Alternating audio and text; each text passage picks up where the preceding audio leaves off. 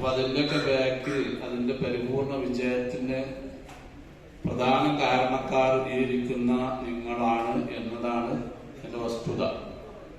അപ്പൊ അതുകൊണ്ട് തന്നെ വളരെ ഭാരിച്ച ഒരു ഉത്തരവാദിത്വമാണ് നമുക്ക് നിർവഹിക്കാനുള്ളത്.